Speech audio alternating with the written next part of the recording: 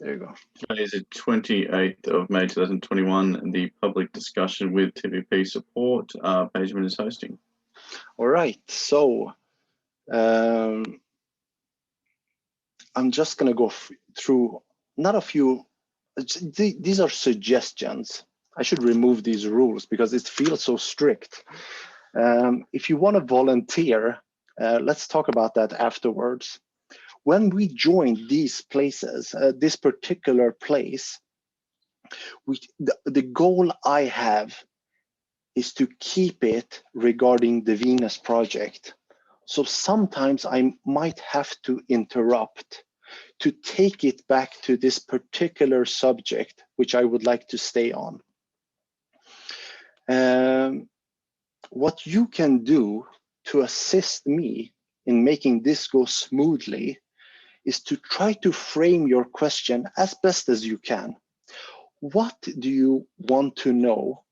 And just frame it, as short as possible. And if it goes long, that's fine. Don't worry about it. Now, I'm just going to give a short introduction regarding how I got involved in this.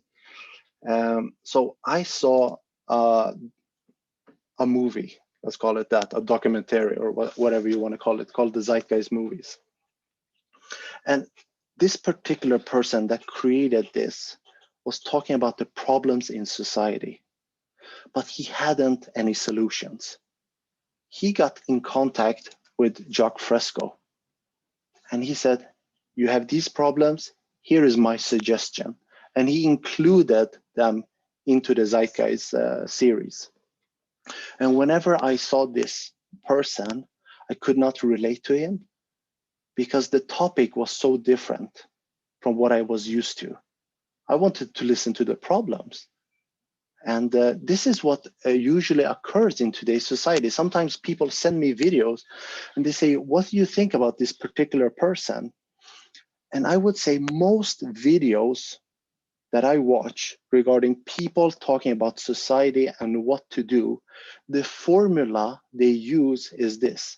Now, this is just a general way of looking at it. It is 80% talking about the history of society.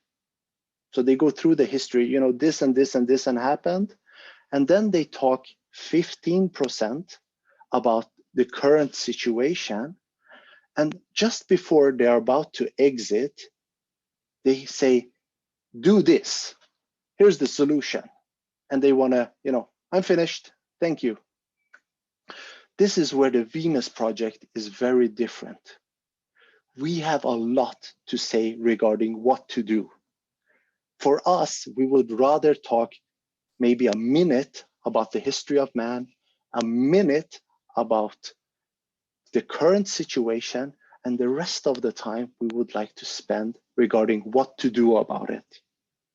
If you ever find people that talk about what to do, not within this system, because this system is so broken, what is their suggestion regarding an alternative system? That's what I'm interested in. If you have any people like that, please send them to me. So I enjoyed, later on, I started to connect with Jacque Fresco, and I listened to all the material I could find.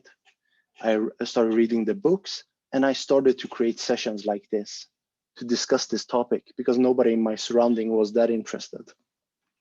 And in 2014, I went and met Jacque and Roxanne, and I asked Roxanne to give me more material, and I started to transcribe them for them.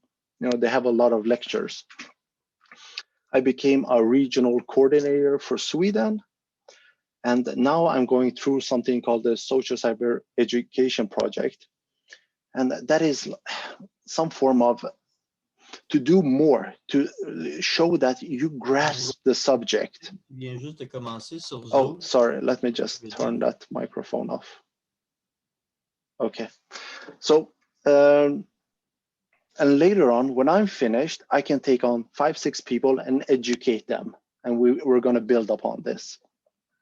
Now, a disclaimer, because I'm not finished, and because this subject, you're never really finished with it, I'm gonna say that whatever I say here, you can just say, he said it, and that doesn't make it valid.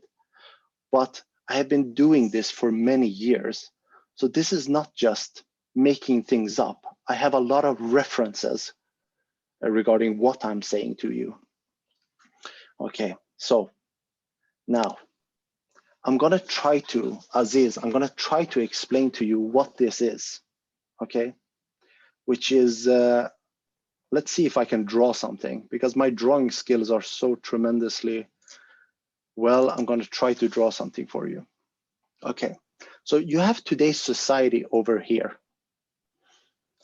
And there's a lot of problems. And what people try to do in today's society is that they focus on a particular thing and they say, I'm gonna fix this. I'm gonna save the whales. This problem over here to us is connected to this problem, which is people living in poverty. That's why they're hunting the whales.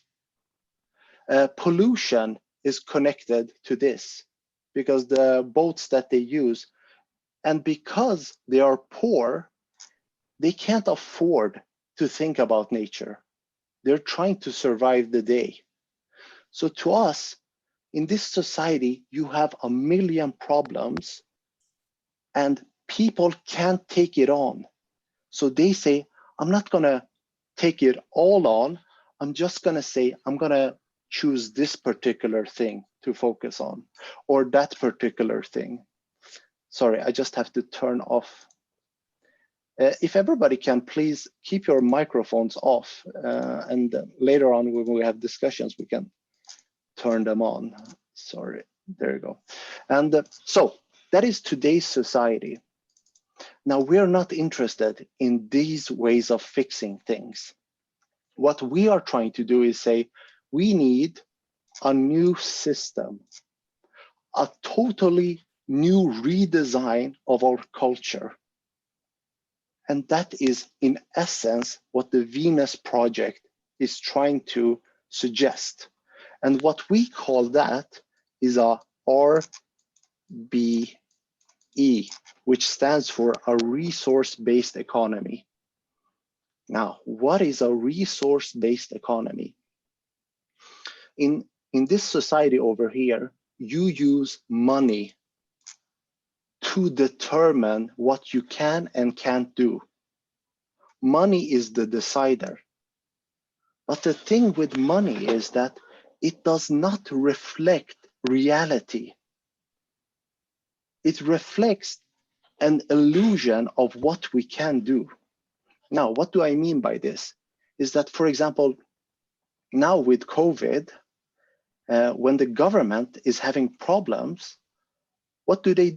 They just say, hey, here's $1 trillion, and they just push it in there. They just push a few buttons on a computer and they say, here it is, 1 trillion. And then they do whatever they want. And what they usually do is say to their friends, you're rich, here's a little bit more. Okay, so money to us do not reflect reality. It does not reflect the resources of the world. It does not reflect our capabilities as humans, what we're capable of doing. And it does not reflect the technology or capabilities regarding what we can work with. Now, let's clear this one.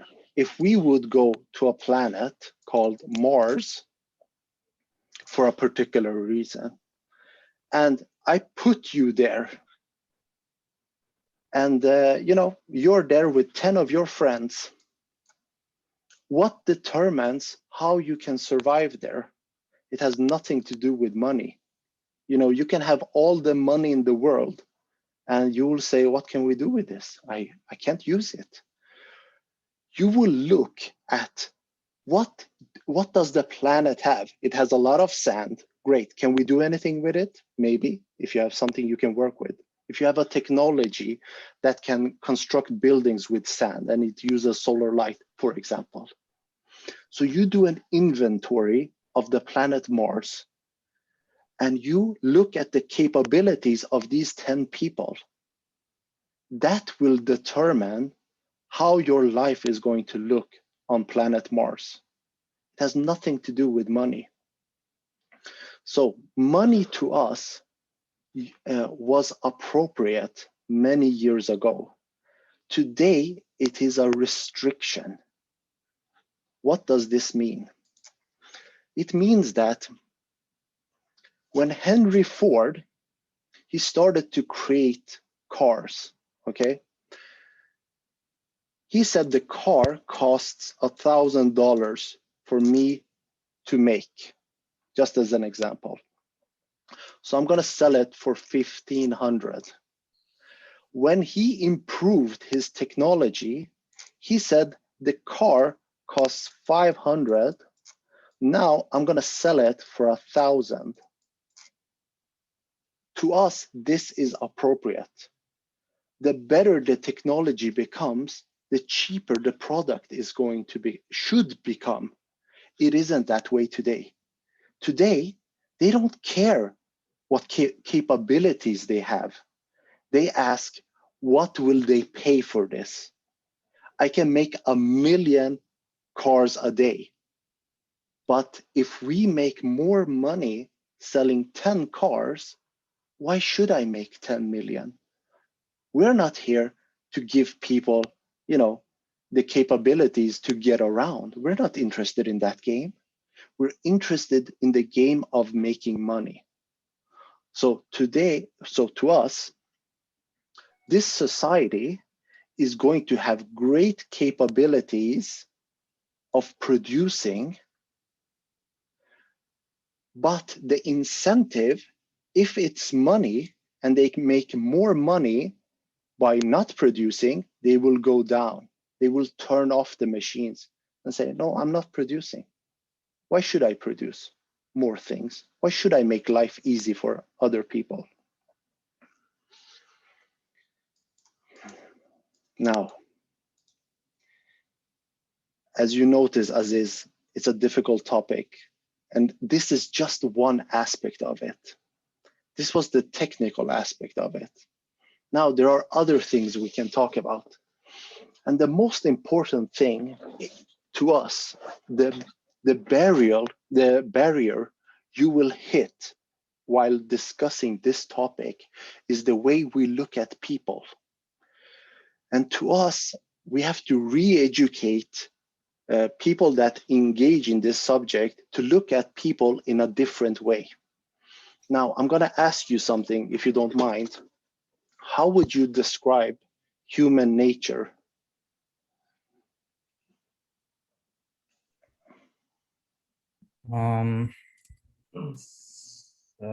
Self-serving.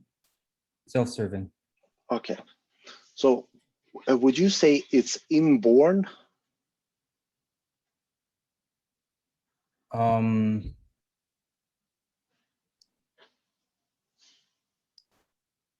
No, I mean, I guess I think it's largely cultural, but it's also like been, I guess, in my opinion, an accumulation of cultural influence, because we know that humans have capacity to break in a very radical way from, so there's sufficient evidence to suggest that we can be very altruistic and generous and, kind of take a different orientation. But I think that we're rewarded for, like emphasizing our own benefit and the benefit of the community around us as well, and in kind of like the best case scenario, So you would say that to a certain degree, we might be selfish, but at the same time, we take care of our family,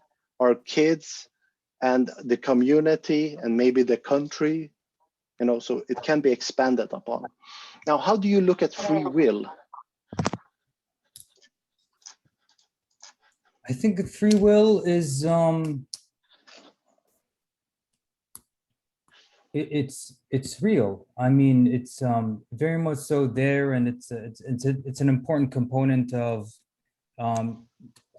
bettering the world, bettering ourselves, self-actualization, and also to kind of call a lot of things that are status quo into question. You know, I think that's actually one of the major kind of one of the more important things about free will. Mm. Sorry for. Sorry, Mir. What did you say? Free will does not exist. Yeah, we're gonna get to that. We're gonna get there, Mir. Hold on to your hat, okay?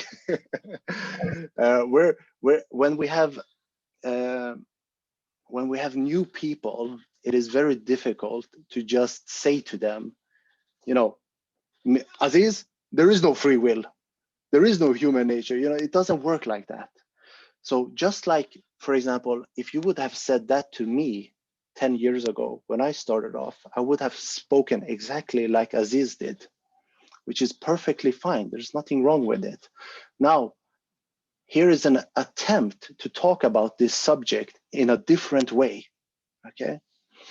Now, to me, when people talk about, they use this word, we have free will over here, and then they use the word human nature. I'm going to take an example of somebody that is holding a course for leadership, okay?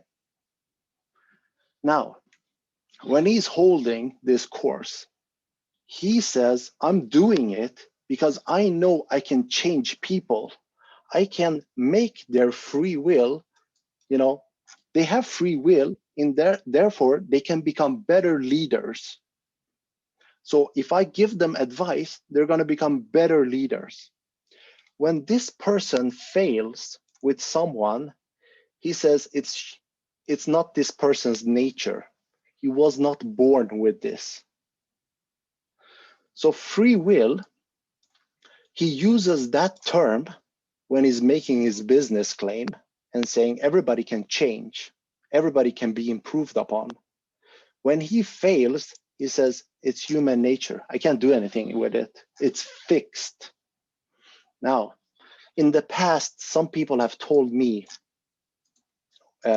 like I've asked you, Aziz, like, what is your definition of human nature?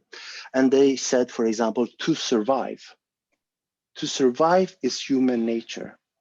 And I asked them, what about people that jump on grenades as a soldier to save their friends? They don't jump on it because to save themselves. They say, I prioritize these people over my life.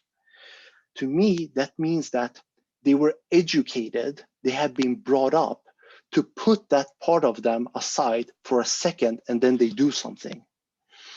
And even in a slow process, you can go to them and say, in Japan, when they had this nuclear meltdown, they say, some people have to go in here and do the work of cleaning it up. They have to do it. Or, you know, the whole nation, or maybe the world is going to go down. And then old people come and say, well, I'm 80 years old, it's okay, I will go in. Even though they have hours to think about it, even then they say, it's okay, I'm going to do it. So to us, human nature, with this example, is not fixed. We don't have a tendency to survive. It can be changed. You can be brought up to end your life. And that is what suicide is. What happened to his nature if it's fixed? Now, free will, I'm going to talk about regarding a machine instead of talking about people, because sometimes it is easier if we start there. Now, if you have a robot, back to the drawing board, and the robot, you teach it to have wheels and to move forward. Now, in the past, when they saw the first train, they felt it was alive. That's how they wrote about it. They said it was like looking at a human being, because for them, it was the first time to see so many mechanical things moving. So when people looked at a train for the first time, that's the way they described it. Like it was not a just, a wall. This was alive to them. Now we have become a little bit more sophisticated, so we don't look at it that way. But even to us, if you would continue to add things to this, you would add, for example, the ability to not fall off a table, to have the ability to say, oh, I shouldn't go over that, I might fall. That can really hurt. And if it's warm underneath it, there's fire, it says, oh, there's a fire here, we maybe should turn that off. So the more parts you add to a machine, the more it will give you the illusion of free will. And that is what people are to us. They have many parts that are moving, and therefore, when you look at it as a whole, you say it looks like free will, because you don't know the background of the person, what forced that behavior. Now, the simplest way to look at it is that I speak English, not because I was born with that capability, because I have been brought up, not even in a country that speaks English. I just, through television, I learned to speak English. So that was one of the influencer of my life. Now, we're trying to get away from this, that it is an inborn, and that free will just is there. To us, it is always forced by something else. Now, the particular type of music that you might enjoy might be a combination of 10 different topics. For a person that is not familiar with music, if you have a very special way of playing music, he looks at you and says, you're very unique. The way you play music, I've never heard it before. But a person that is a student of music says, you have been influenced by this, and that. I hear it.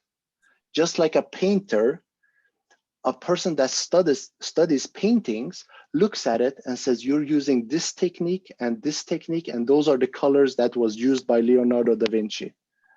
Okay. The problem we have with this part is that if we continue with Leonardo da Vinci, is that we never hear the story of all the things he messed up. We don't see all of the stories of him sitting with great painters and they're discussing ideas. We don't get that. We just see the great person and they say, look at him, look at his top work.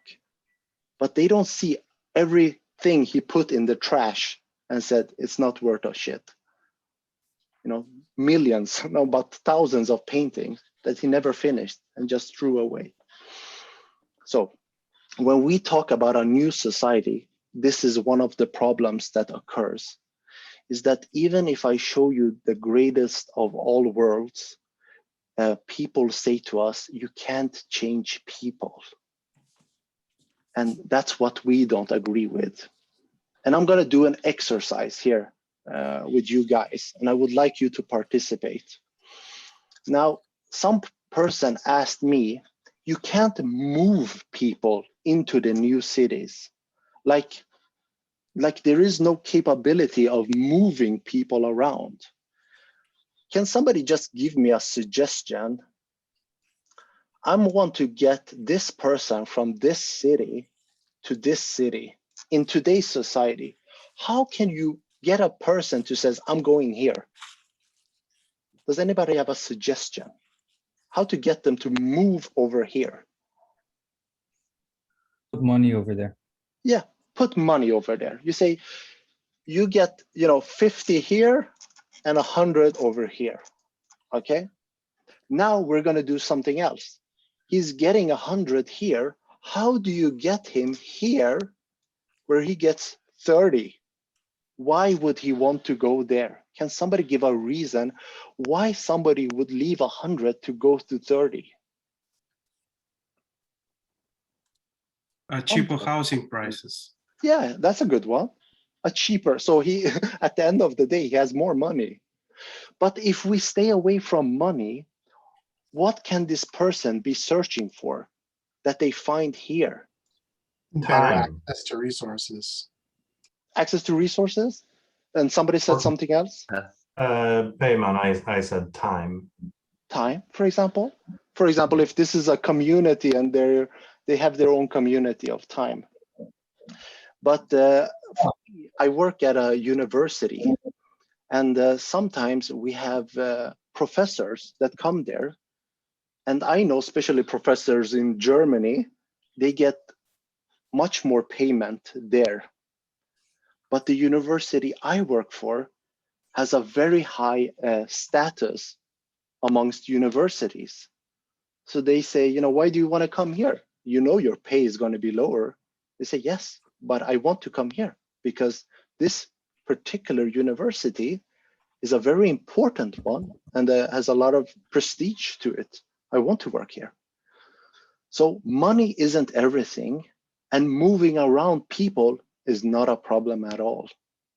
And that is what one of these cities that I showed in the beginning, this city, is that the right picture? You see the city, right? Yes. So this city, to me, what does this mean? This city means more free time, means less pollution, means a better world for everybody, and a million other things. So would I move in there? Yes, very fast. But you don't even have to have half of those things. You just have to have, your life is going to be better here. And then you show them, and immediately you have people moving into that city. So to the person that might be listening to this who asked me this question, I'm going to send it to them later. That's how we're going to move people around. To say to them, there's something better here, and then you demonstrate that. And then they just move into that city. Now, Aziz, do you have any questions? Something that is not clear? If you want to bring something up, or No, I think it's pretty clear. I think Mir has his hands up. Maybe he has a question. yeah, sorry, I didn't see that. So many people. People were moved for love. Wait, I can't see. Where is Mir? Oh, there. Yes, Mir. Sorry, Mir. Yes. People will move for love. Yeah. Let me talk about that for a second. Now, one of the problems we have is that words, for example, love, let's do an exercise just because I like to draw today. Now, if we take the word love, it will stand for love here today. Can somebody tell me what is love?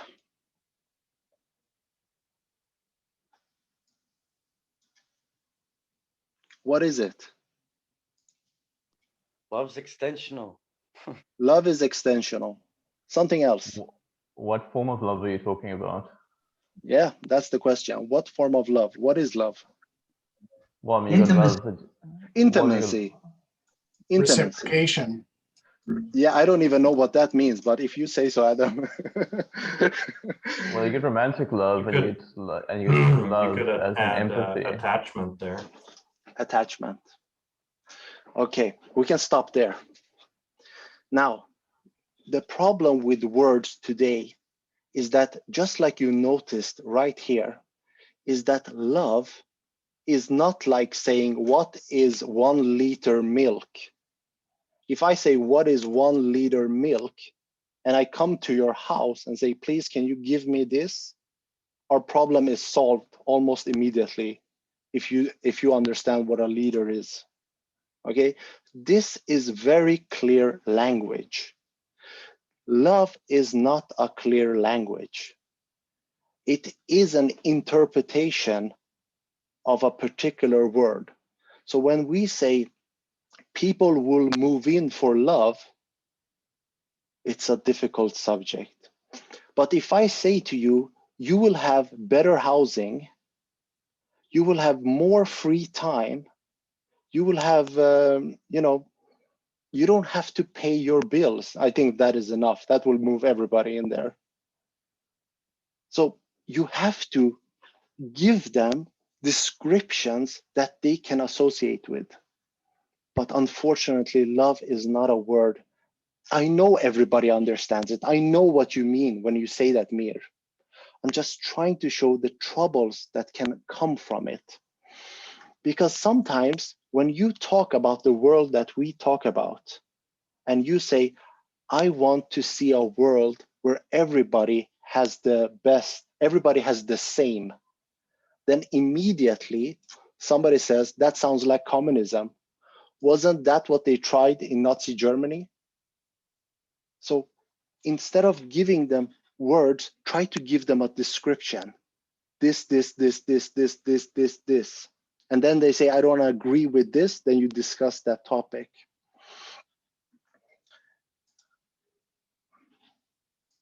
Now, let's see here. Another thing I would like to say about love, just to continue this, is that if you go to the dictionary and you look, what is this? It might say to you, it means this. And then you say, what is this word? It takes you here. And you say, what is this word? And it takes you back here. This is a word without description. If you just say love means warmth, love means intimacy, to a child, there is no understanding of what this means. You have just given them 3 words which they cannot associate with. These are the problems we have with language in today's society. We use language and we feel we're talking to each other, but there is major gaps in it. And the importance of learning this is that so when a politician stands up and says, I'm gonna give you, the greatest nation in the world filled with love, you're immediately supposed to say, what does that mean? I don't buy that. You cannot convince me with 3 words. I don't accept that anymore. That's the problems we have today, is that we accept this person that stands there and just says these simple things without a description of how are you going to make this happen? No. I'm just going to make it happen. Just listen to the words. So we have to get away from that. We have to start to questioning those descriptions. And to add to the confusion, it's Yes. also a score of 0 in tennis. Can you say that one more time with a description? And just to add to the confusion, it also means a score of 0 in tennis. 0, I don't get it. Love. 0 is love. 0, okay. In tennis, when you're playing. Oh, in tennis. Okay, sorry, I didn't hear that. Tennis. Okay. It means 0. Okay. Now, my question to you guys is that, can you use the scientific method to study love? Can somebody, I know many of you think no, but can it be done?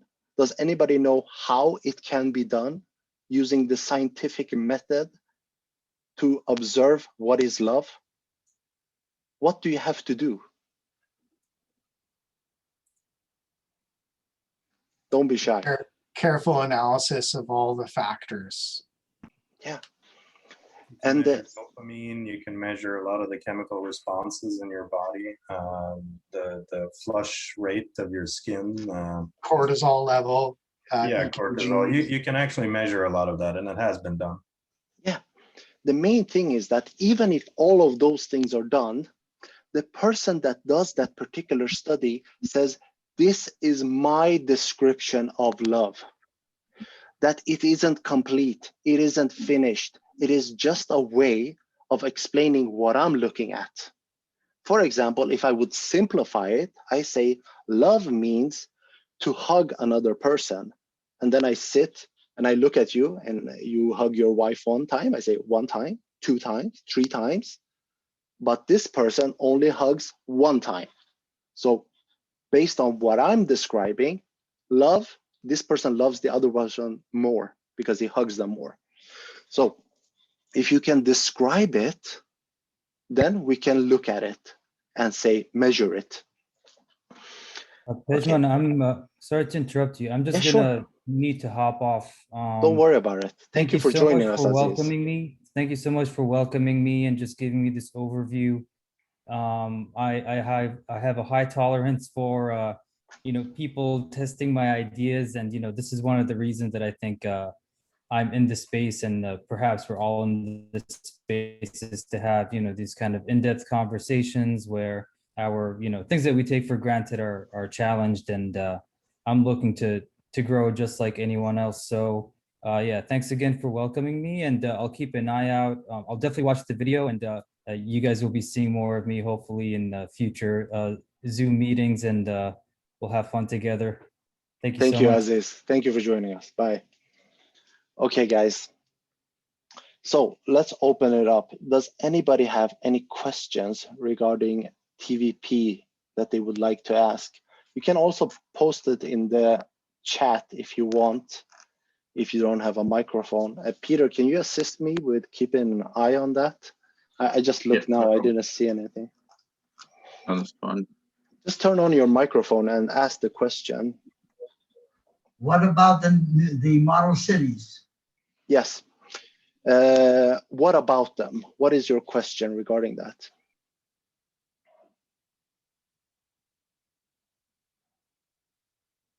And what's new with it? How's it coming along? Okay. This is a project of TVP. There's also Michael that's asked in the chat, why hasn't it been built yet? Yeah, thank you for that. Adam, would you like to assist with that? Are you still here, Adam? Yeah, there you are. Yeah, I certainly am. So the cities aren't being built because we're not ready for it. And that's really, the envelope of the answer.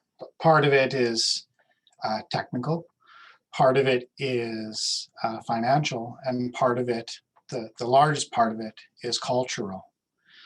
There's no utility in building a city right now when the world isn't ready for it. You can build a city, but like Benjamin was talking about, if the people aren't ready and aren't educated for it, it will simply be destined to fail or become watered down and convoluted through time, because it's the people living and operating the space don't appreciate it appropriately. And so that's kind of why. And so the other part, getting back a little more detailed into the technical components of it, designing a city system is very complex and obviously requires a multidisciplinary effort. And the disciplinary team, the multidisciplinary teams that are working on it, continue to work on it. And because it's volunteer based, it's volunteer driven, such as by my efforts and all of the other engineers and technicians and specialists working on those plans and documentation and business models for it, in order for it to be self-sustainable, it takes a lot of time. As you can see where I am right now, I'm working in an office, so I still have to work 9 to 5, 40 hours a week, and I still have all the other pressures and stressors in my life to sustain myself and my familial structure, as well as in my spare time, try my best to evolve the process. So with that, it's going to take a long time in order to get to that point where, okay, we have the blueprints, here's our documentation package, now we're ready to start building. Because we live in a dominantly capitalist society, major construction projects such as the test city or the research center, the Center for Resource Management, takes real capital in order for it to actually become physically constructed. Yes, the workers, you know, the actual construction workers may obviously volunteer their time and pound nails for free and drill holes and pour concrete for free. But the concrete isn't free, the steel isn't free, the glass isn't free. All of these components will take a significant capital investment. And there is a fundraising team that's obviously trying to procure the funds required to go through these stages of evolution. So there's no short answer. We're trying our best. However, the primary focus, as I think is documented in this conversation and in conversations that we all have in the world around us, is that our efforts in the Venus Project are dominantly in the education phase. And that's really where we need to really focus and drive home to the broader public is the train of thought and educating ourselves. And like the discussion on love that we just had, you know, that language is old and indescriptive. It's very binary. It's very true versus false. It's very us versus them. And as we talk in the Venus Project, we always try to use language that isn't as biased. And so with that being said, because we're at a stage in our culture globally, you know, we have different cultures here and there, but dominantly we aren't at the stage to really make the best use of the city as it stands. And so therefore, we need to really create educators to educate the public, to evolve the general dialogue and evolve the zeitgeist of how we talk at each other into a methodology where we're actually talking with each other.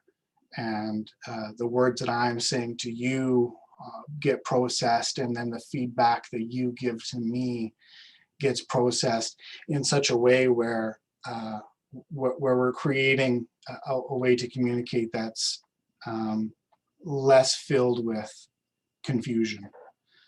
So, sorry, I'll stop. But basically, that's why it hasn't been built, and that's why it will take some time.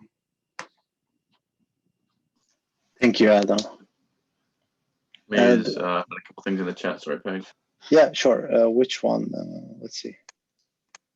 Do you mean there's a person who has an agreement to move the world too? Is that one? Meir? Yes. Oh, sorry. Kevin Chittister has we agree .live. This is his site, and he has in it a document which is similar to RBE, which people have signed, and he has amassed 1.5 billion signatures. And I'm waiting for him to say, now we start. I asked him about it, and he's still reticent. Okay. Okay. I just in my blog I have these things that you can check on. You find it in the chat. All right. Wrote the blog. Okay. Thank you. Bye. Thank you. Okay, guys. Does anybody have any particular question regarding, you know, what is the Venus Project, or a particular aspect of it that might be confusing you?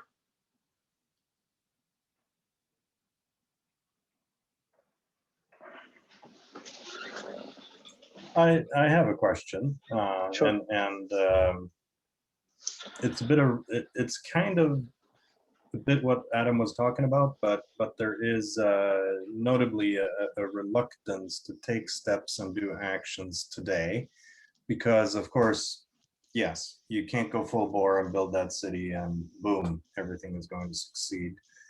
But personally, I've had kind of pretty good experience with doing little things that kind of demonstrate that this is how I think. And it's in personal relations, it's at work, it's choices that I've made for myself that I may explain to other people, where they can see, oh, there are actually practical applications where I can decide to do something different that doesn't match this normal idiom of how we think. Do you see what I mean? Yeah. So it's not necessarily going full bore in selling RBE, but I'm planting little seeds, because when you then the next, you know, some years later, Payman comes and starts talking about RBE to someone, they remember some of this other stuff, and it's not as crazy sounding, maybe. Yeah, as alien. Yes. Yeah. Yeah. Oh, did you hear? Yeah, exactly. Yeah, I was thinking about. Oh yeah, no, please, Stefan, stay out of that subject for another day. But for example, I was thinking about it actually today. Like, what do I do? My approach has become this: is that I always tried, instead of just going to people and trying to engage them, I always created places where people came to, and then I engaged them. That's what I started with in Stockholm, you know, creating meetups. And then now on Mondays and Thursdays, I have my book session, I have my video session. So I get places with people that at least want to engage into the conversation.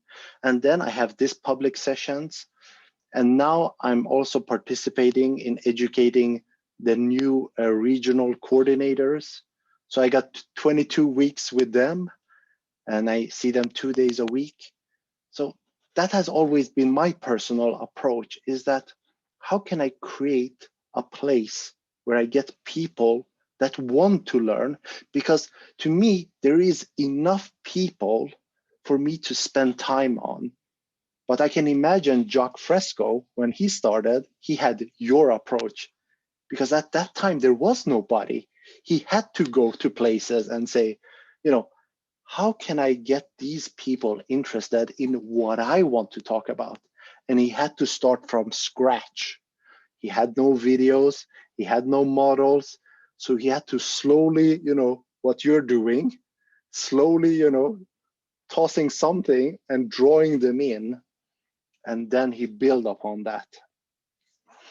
But at this time, you know, me personally, I say, you know, how can I create places for people that want to come here? And now we're, you know, how many are we? 20 people. That's great. I'm very happy about it. And I know some people watch these videos as well. That's enough for me. And they engage with me, and I got, you know, I don't have enough time to engage with those people. So those are two different approaches. I think both are very good. Like Stefan says, later on, when they want a new approach, then they're going to come to you and say, what did you say 5 years ago? Something about something. And then you continue that. At least they heard something about it. Okay. I think there's another question in the chat page from another Stefan. I'm very familiar with most of Jacque Fresco's lectures and videos. The difficulty is how to attract other people's attention so they get enough curious to start being interested into learning more about the Venus project. Most of the time, people ask me to resume the project before they waste time starting watching the video about it. Resume. Stefan, you know, we all think he means resume. Resume. Okay, sorry about that. You know, we all have that problem. The problem, as we noticed maybe with Aziz, is that the subject is so broad that if you try to engage the whole subject, you know, you're sitting at a cafe with somebody or a restaurant, and you say, I want to talk about the Venus project, then you should ask first, do you have 3 hours? Because I need 3 hours, because they don't know anything about this. So what I try to do instead, if I want to engage with some person and I feel it's the right context, but I have 10 minutes, then I talk about a particular thing, like we did with Aziz, to talk about problems in society. We talked about human nature and free will, and we talked a little bit about language problems. So that's what I do with other people as well, instead of going for the whole thing, because then you don't have enough time. Most people will not sit and say, okay, here is 3 hours. What is the way you look at life? So that is my suggestion. Did you have any thoughts about that, Stefan? Which, Well, this actually, one what's or happened? French, Stefan? French, Stefan, because he wrote the question. Yes, I'm French, but I understand in English. So sorry for my bad English. Don't worry about So basically, I'm a moderator in a actuality and politics group in my city. By the way, I live in Gatineau, Quebec, Canada. And from time to time, I will try to attract attention on the Venus Project. Basically, I will just try to get people to take a peek at the website of the venusproject.com. And it's, damn, it's hell on earth, because no matter, I know that if people start just playing that little introduction video or taking a peek on the website or something, I know that they will get curious about knowing more and more and more about it. But even just to get them to type that address in their browser and to take a peek, they challenge me right away. Why should I do that? Like, it's like, damn. I'm speechless about that, because no matter when I try to just drag their attention by, let's say, it's a system which is cashless. So, it's impossible. It's utopian and blah blah blah, and no matter what I say, my word are being used against me to put a checkmate right away to the discussion. Yeah. Discussion, sorry. Yeah, that's what all people that came up with new ideas had.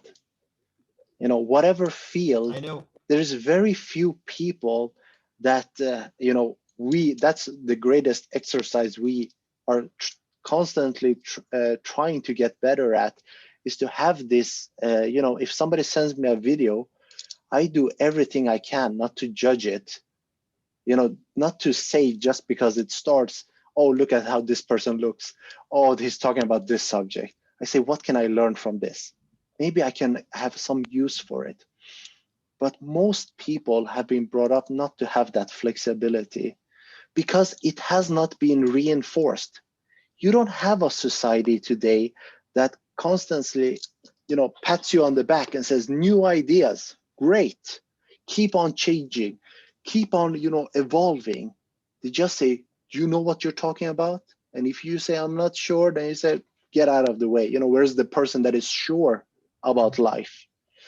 So we have these problems. I would suggest you, Stefan, if you want to engage, spend more time engaging with people that are at least a little bit interested, or try to create something like this, that you have a place where they give you space which is appropriate to talk for a half hour. Instead of going to every individual, spend that time and say, how can I create an event, 30 minutes, to be able to talk about this? Because those places usually become a little bit more open for somebody to sit for 30 minutes and say, what do you have to say about the way you look at life? But when you engage one-on-one, I have also the same problem as you. It isn't a smooth process.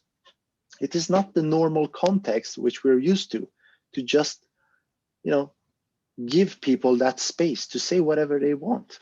Now, I also imagine celebrities Have you ever, if you ever want to get an idea of, you know, when they say contact this celebrity, try to find a video when a celebrity has their phone and they post something, and you know, when they start to get 1 million replies a second, and that's what you are and me.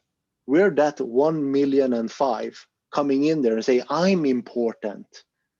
And the Christians say, I'm important. And the Muslims and the technocrats and the communists and the Nazis, you know, all of them feel like we feel, that we have something significant to say. How dare you not listen to me? Instead, we should have the attitude of, I get it. I see that so many things are coming at you, and I'm just another person trying to say this is important. So in essence, try to create a space where the opportunity to talk is designed into it. So they say, I'm here to listen to what you have to say. Then it becomes so much easier.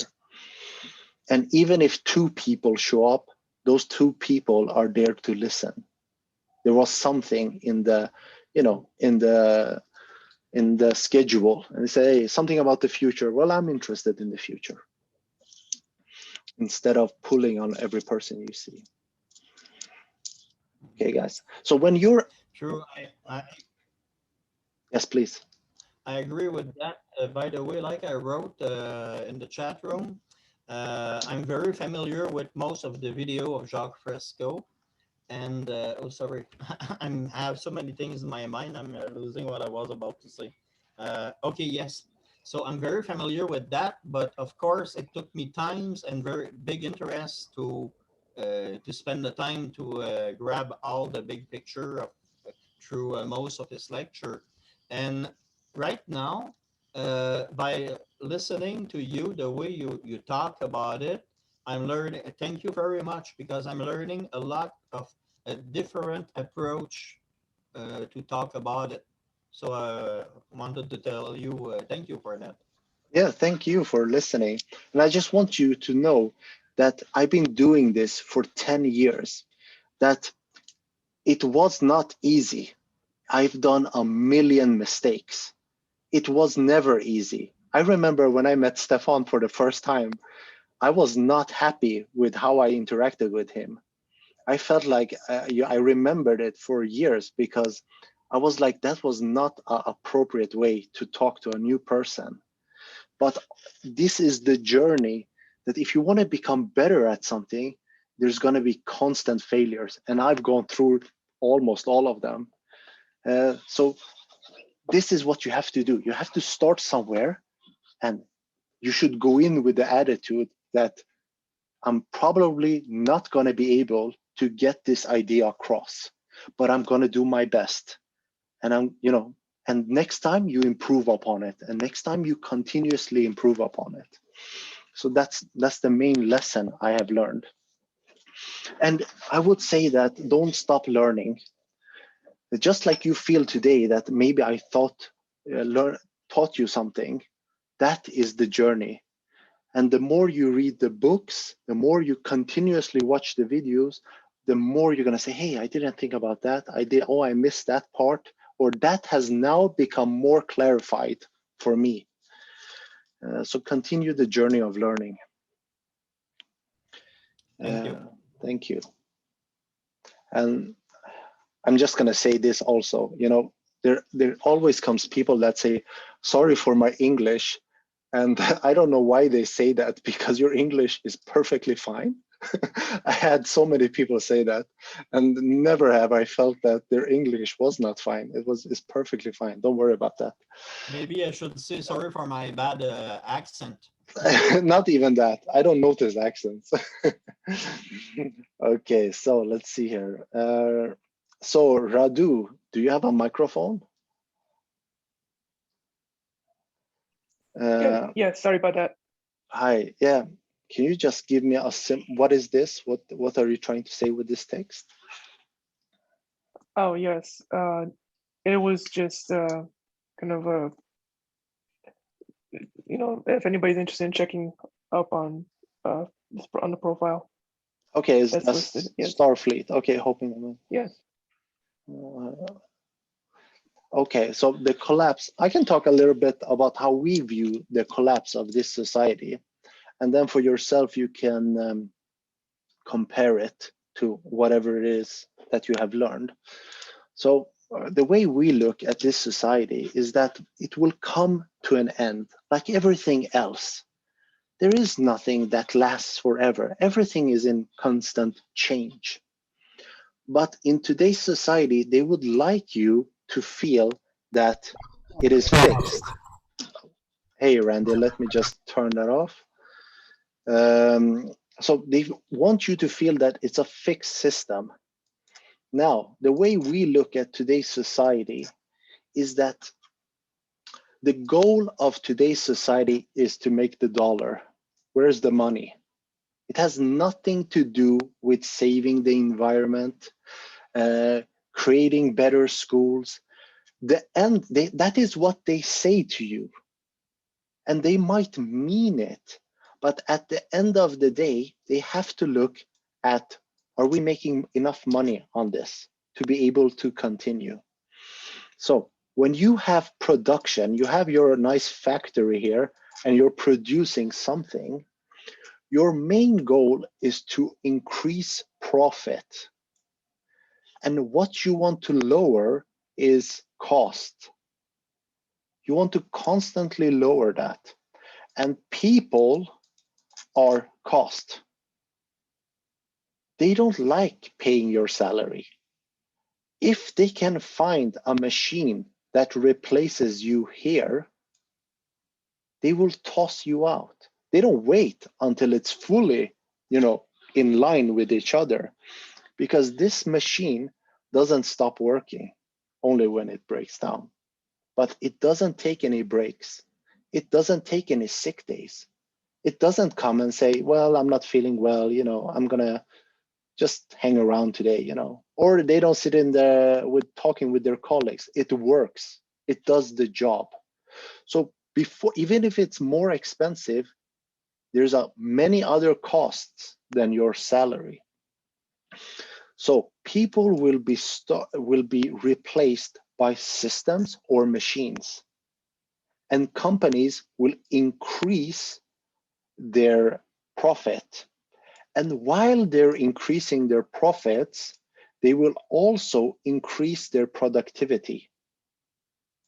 The problem that occurs in today's society is that when they throw you out, now you can't buy that. Now you don't have money to buy things. And the more this happens in different fields, the less money people will have, and then the system becomes ridiculous. The government steps in, might, and say you have to produce because it's an emergency. People need bread or there will be a revolution. And the person that is owning the company says, people don't buy my bread. Why should I produce? I can feed the world, but why should I do it? There is no profit in it for me. They don't have any incentive. And that's when the game breaks. You don't have to do anything. This is the process of it. It breaks itself like playing Monopoly. After a while, it becomes a very boring game. And everybody says, that's enough, because somebody owns all the hotels and there's just pain and misery. And at the end, the person says, you can't even stay at my hotel. Nobody's there. It's just hotels and it's empty. So that's how we view the end of this society. That it comes. I was actually calculating a little bit on that. Yeah. And as it turns out, you don't need to have complete, robots don't need to, or automation does not need to completely supplant the workforce. Only about 30% of it, because when unemployment becomes too high, the people that are still working cannot afford to pay for that. And then you have to find a different solution. Yeah. So it will come earlier than the total failure of the system. Yeah, absolutely. Absolutely. It does not have to replace everybody. Just like this system we have today, is always at a breaking point. It is always going towards minimum cost, minimal, sustainability. Because the more you prepare and you say, we're going to prepare medical supplies, gas masks, or, whatever, those are costs. So the more this system improves itself, the less it has this flexibility. They're just waiting, because the longer you wait for a problem to get bigger, for example, with masks, the more the profit. So the nations are screaming, we need this. You say, yeah, 5 more days, and then we're going to set the price. So they wait. And that 30%, yeah, that is something like that. You don't, because it doesn't have any buffers. They want to remove the buffers. They want to remove, what is it called? So you get payment when you lose your job. This society doesn't want to give you those comforts. It is only when it is so clear that giving people money is 150,000 times cheaper than not giving them. Then they say, okay, let's do it. But it has to go not just twice as cheap. It has to be, it has to be ridiculous. And then they say, okay, feed them because it's so much cheaper.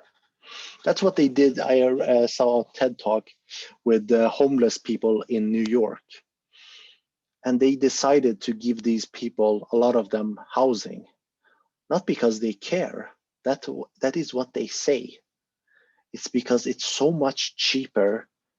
They have less problems with interactions with the police, with the hospital, with the emergency ambulances. So they calculate that and say it's 100 times cheaper. Where are you going to place these housings? Not in the nice neighborhoods. Put them in the shitty neighborhoods and make them even shittier. So the problem continues because you're putting more problems into the problem areas. But now at least it's a little bit cheaper for tomorrow. Can I maybe add to that a little bit? It's sure. a little fun twist. All of these things that you are saying and that we have mentioned here and that has been mentioned in all the material produced by TVP. I have an econ professor from, get this, Waco, Texas.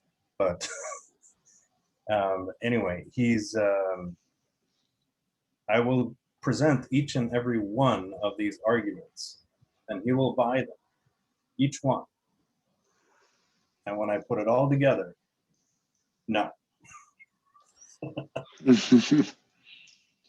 Yeah. So he'll buy all the individual components of these arguments for TVP, but when you put it all together and say, well, we should do this, then no. Cognitive bias just jumps in and says, no, it can't be, no, I refuse. Yeah. What do you say then? Well, that's the current status. I haven't gotten past that wall yet. Yeah. If I would feel the person wants to engage, I would ask for specifics.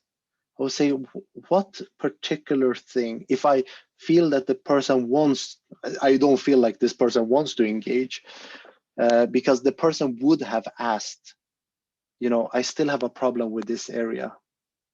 You've presented it very nicely, but there's something still bugging me. That's, to me, would be an honest person inquiring in to something they don't grasp.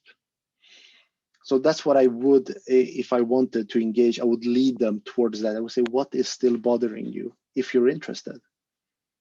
And then they give me something. I said, great.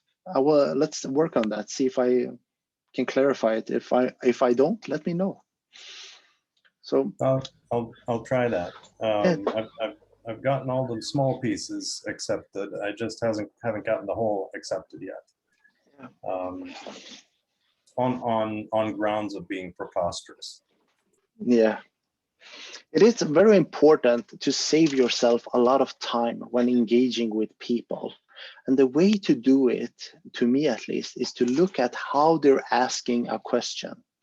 Now, I had a particular person send me a page of things a person said which they are trying to interact with. And what I did was I just summarized the words that the person is using. And the words were never, utopia, can't happen, not in a million years. So that tells me this is not a conversation. There is no follow-up. There is no questions. Even if the person says, what about this? Doesn't mean that they want to engage. It means that I'm gonna set you up to break you down. So you have to get, all of us have to improve, where do you want to spend your time? If you have a lot of time, well, go for it. But I get a lot of questions sent to me, and I always look at them and say, where is the question? Because I'm not here to convince anybody. If you want to inquire in, I would love to assist you. And how much would I assist you? I would invite you to come, on my Thursdays and Monday sessions, and I will spend 5 years with you, as long as you're inquiring into the subject, so we can grow together.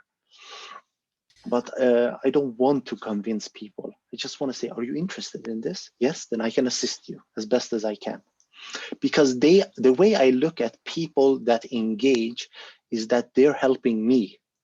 I'm in many sense using you guys to say, do I grasp this subject? Because I get these random questions and they're always on my mind of how can I improve this?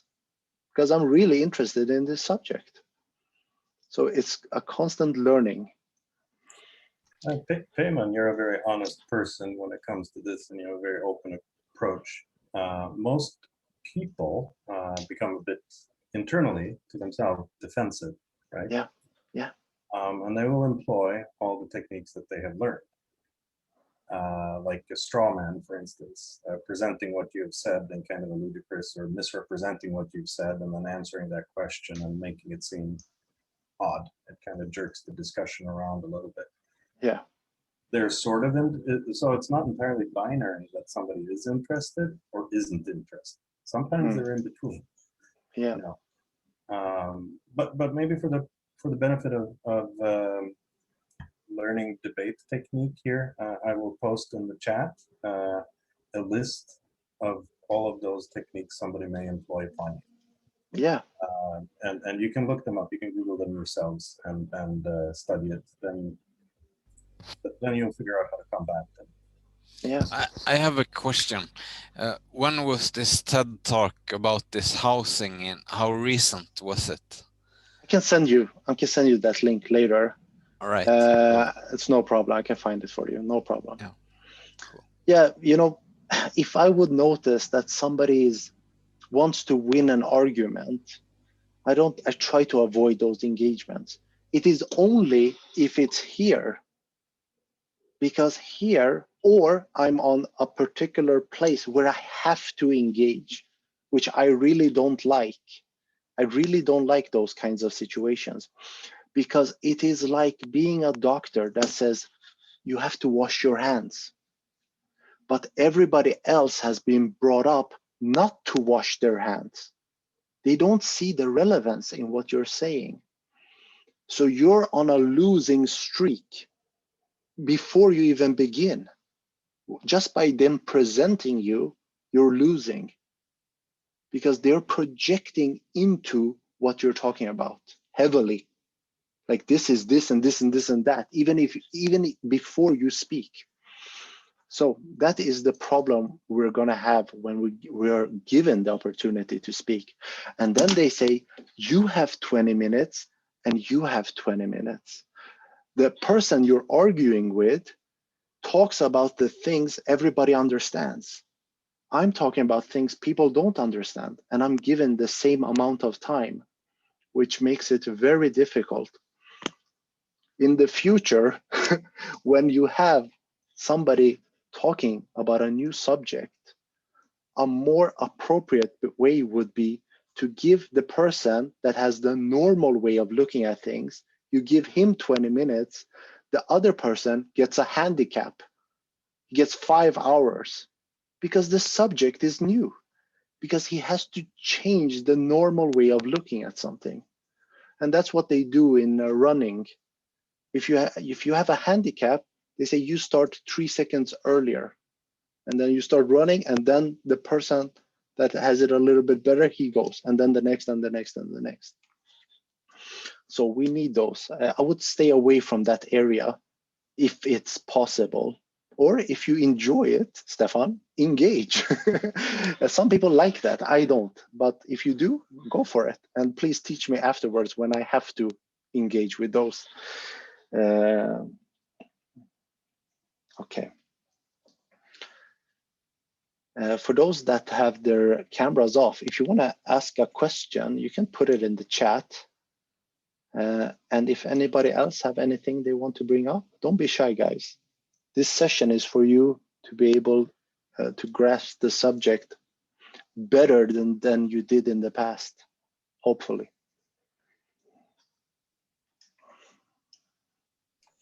I'd just like to add real quick the conversation between Stefan and yourself. And it was in regards to the challenging time that Stefan has had with this particular topic on this person, and you know, the cognitive dissonance that he's coming up against to resist, you know, going to the next step and kind of really accepting these challenges. And Penman, you mentioned, you know, that you can only go so far, and there was a term that Jacque Fresco coined that I find is quite useful, and it's called maximum courtesy. And my interpretation of that is that even if you don't agree with someone, or if you have a disagreement that's preventing you from accepting it, or even meeting a deadline, that you transparently and without bias or without emotion indicate what it is, and you state the facts, man, and you just say, hey, I don't agree with you because of such and such, or I'm not going to be able to meet that commitment, or and you don't even really need to explain why, but you're throwing it out there for the person to receive it, and then it's up to them to process that information. But now they have that information in their tool set. Now they know where you're standing. They know where your thoughts are at, using the language that they're able to tell you or inform you why they can't do that.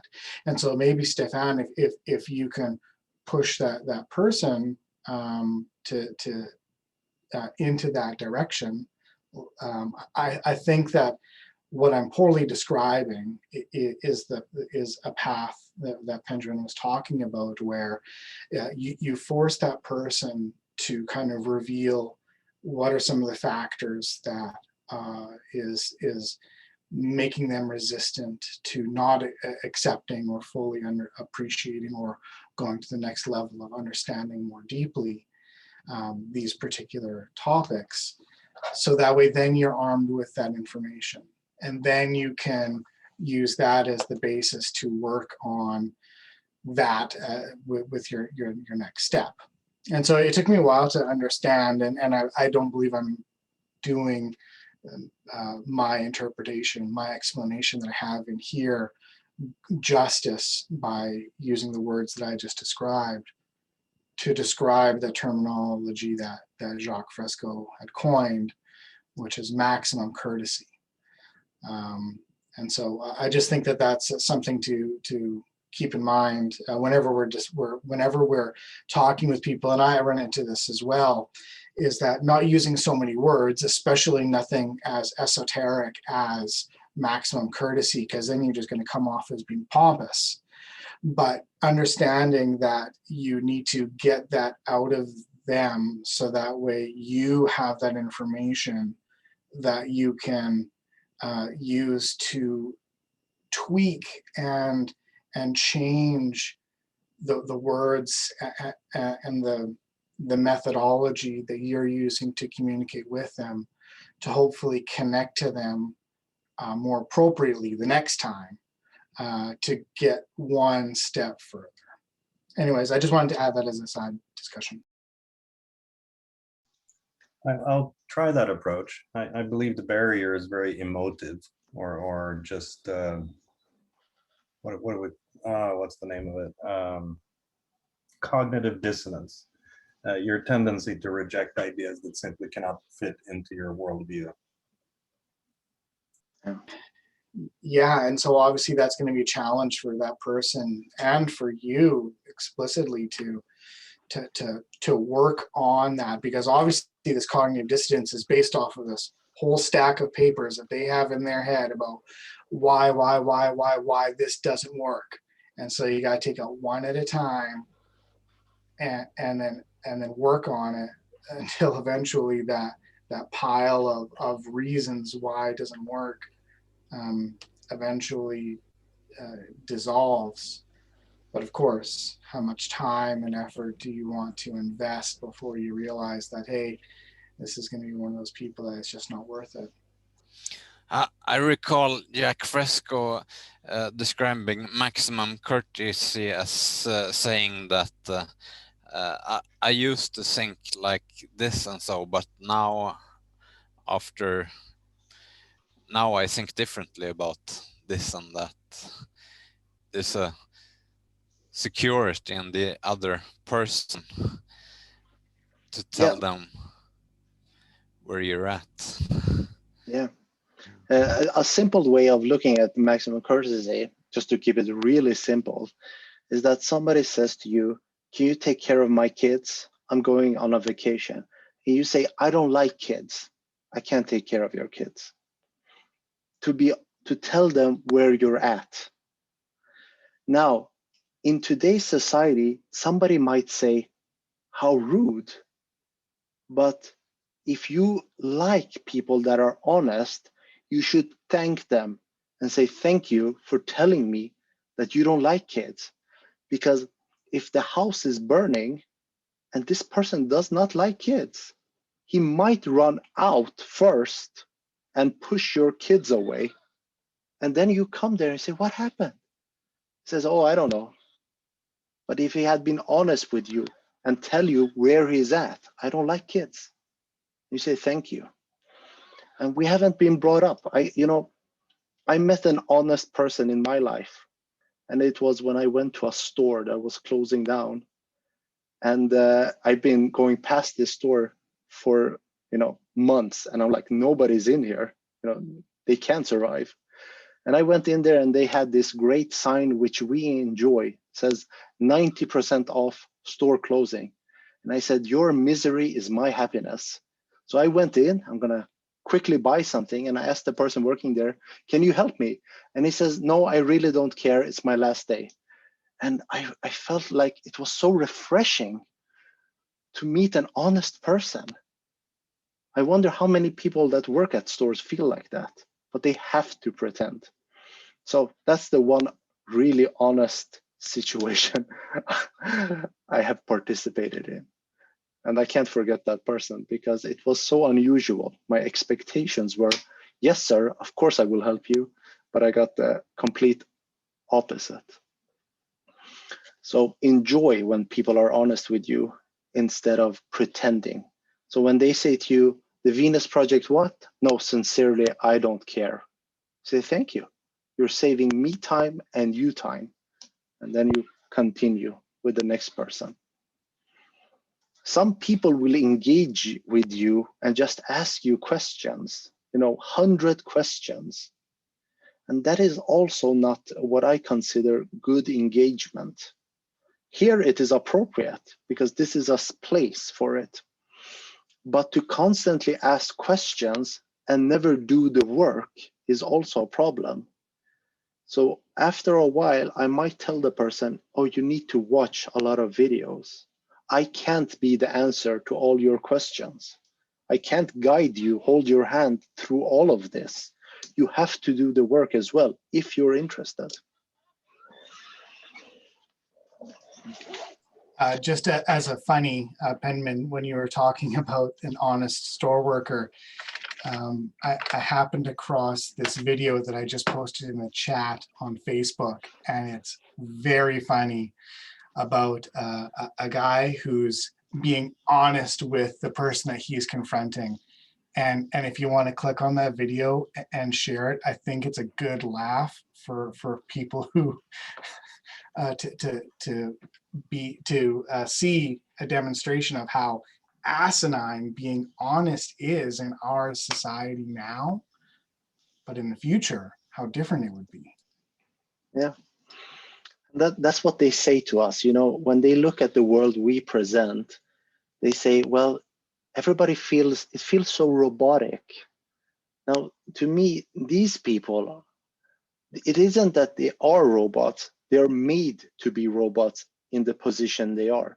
So when they're working there, they have to pretend that they're interested in this sweater you're buying, and how cruel it is to put them in that position, to constantly have to pretend.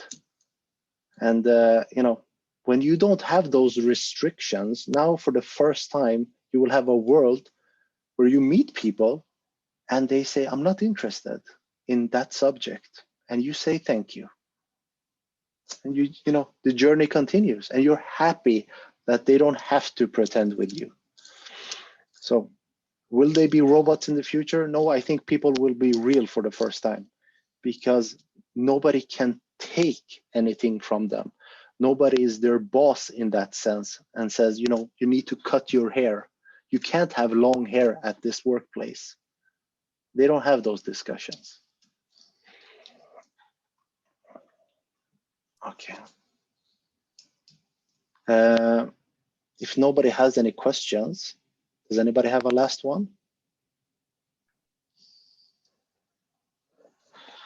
Then, yes? I think Yes, go, Nate. I told you, Nate, you can always interrupt me.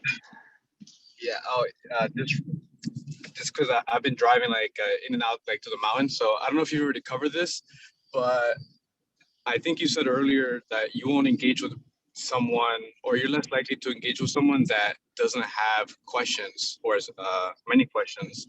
So do you have a way to get somebody to generate more questions on their own time, or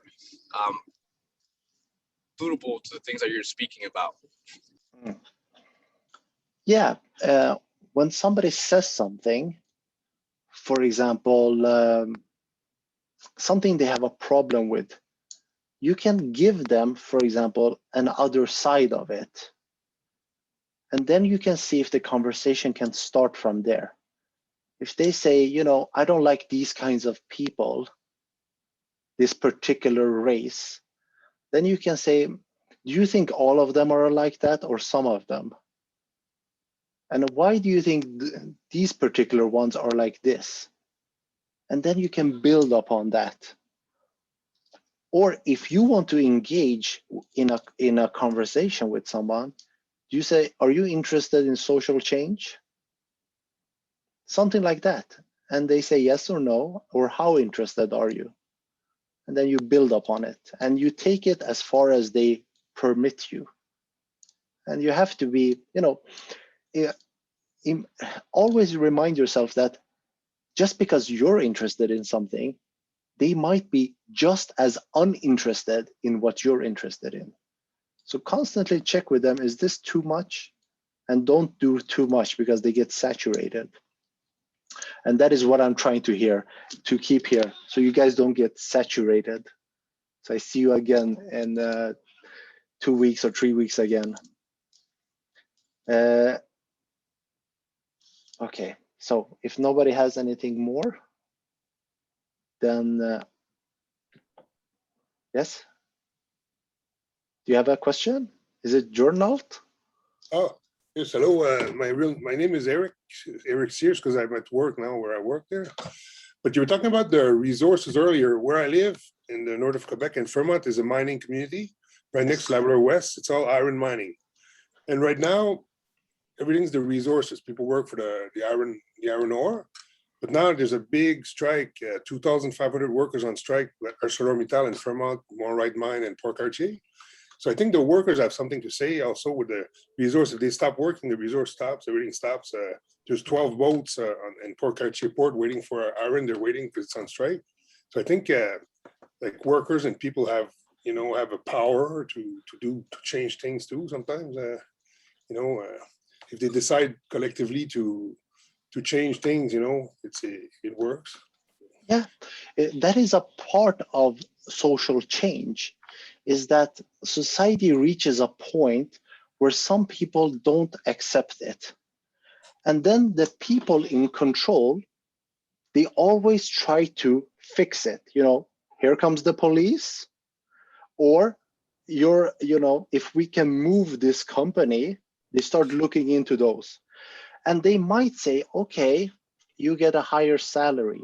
The higher your salary, the more they say, how can we replace these people with technology?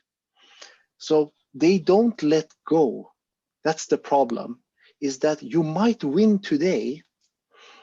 The problem we have in this society is this, is that when you go on a strike here and you increase your salary, this company says, okay, then I'm going to increase the price. Now, let's say it's metal. Now, all the car companies have to pay more. All other things have to pay more. And then you have your increase and you're going to go and buy a car. And the person says, it's not 10,000 anymore, it's 15,000. Something like that. So yes, change happens. The problem we have today is that it is not connected. It is not unified. So I'm having a better life. Something happens for me. I strike, I get it better. I understand why people do that. But if we look at it as a global system, it doesn't solve a problem. The problem goes somewhere else. It just moves. Just like if you would go and stop whaling, you go and say to the Chinese, you can't do that. That doesn't solve the people's problem. Now instead, they smuggle out at night. Then they get arrested. They get a fine. Now they have even more problems. Now they go and try to do something else, and there is nothing else. So yes, change comes about in this way. But immediately, society starts to push back. They don't let go. The people in charge might let you win. And they smile and smoke their cigar and say, how are we going to fuck these people over some other way? Because they don't mind losing 4 or 5 times. And this society loves to celebrate those victories. They make a big deal of them. But if you look at the history, what happens 5 years from there? Then you go back and see something else. Now they have other problems. So to us, this society is just one continuous of non-stop problems. And if you have to constantly organize people, the workers at my place, the workers at that place, the workers over here, to fight, that's what we're trying to say. Hey, let's make it better for everybody. I know it sounds so futuristic, it sounds so unrealistic, but that is the real thing we have to go for. How can we take it all on? Because it's so much simpler to take it all on than to constantly focus on these particular areas. I think Radu has a I question. think one of the challenges is dealing with Joe or Betty Sixpack, who wants to know, when am I going to get my next $1,000? Yeah. Because they're inherently trying to solve a problem that's quite acute for them then and there. So you focus on that one. And then I've been in a number of boardrooms where you deal with the problems that come up, right? And you try to find a strategy that will work for you, or at least for a limited time. Yeah. You may give in the demands. Okay, great. And you'll do a whole PR campaign around that of how we work together. At the same time, you start planning on how to build your next factory in China instead. Yeah. That's how it works. And I've been there and helped make those decisions. Yeah. Well, what I would like, for example, with the people that are striking, Eric, at your place, I wish they had this vision. So when they win, they are not satisfied. They know there's still a million problems. So they don't say, we won today, let's go back. And that is what happens when you get this vision for the future, is that you say, hey, there's so much more we can do.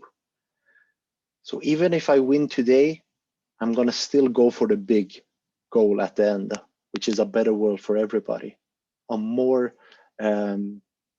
appropriate world.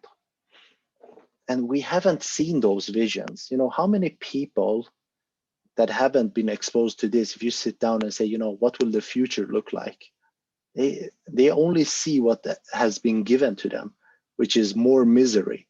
Isn't that, you know, how weird it is? Technology is getting better, but somehow we view the future as such a misery.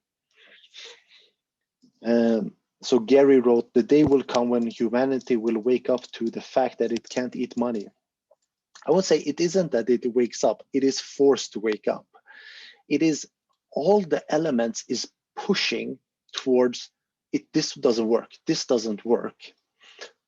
They reach a place where they, you know, get fed up with something, because now they have so many conclusions that I can't accept that anymore. And then they start looking. But as long as they win a strike here or hear about a company doing well, they say there might be hope for me. And that's a great thing to do. If you ever become a king and you rule over 1,000 people, have a lottery every year and say, every Christmas, one person is going to get something big.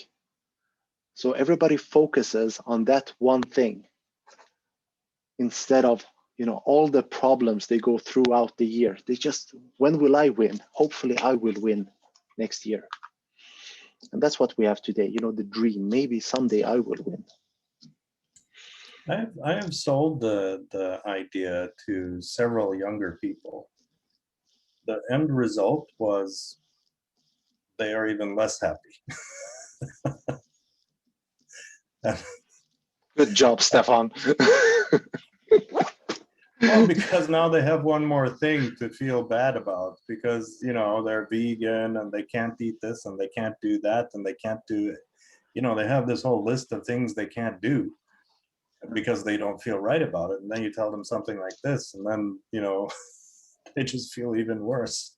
Yeah. They didn't get the complete. I mean, they're like, show me where this city is. I want to move there now. Yeah. That's how they feel. Yeah. They don't feel bad. They have been brought up to feel bad. That's a big difference. That is what they need to learn. Yeah. That is one of the tools I would focus on them, is to show how this society has brought them up to feel a particular way about a particular thing. It isn't them. It is the society around them that says, this is important. Nature is getting destructed. You should feel sad about it, or something like that. Well, Or I don't think it's that, Payman. I think it's they feel frustrated because they can't really make any difference. Because, you know, they do what they can do. So they avoid eating meat maybe, and they do a bunch of choices like that. But of course, that doesn't change anything because it's such a small portion of people that actually do something about it. And so they feel frustrated that they cannot affect anything beyond what they themselves do.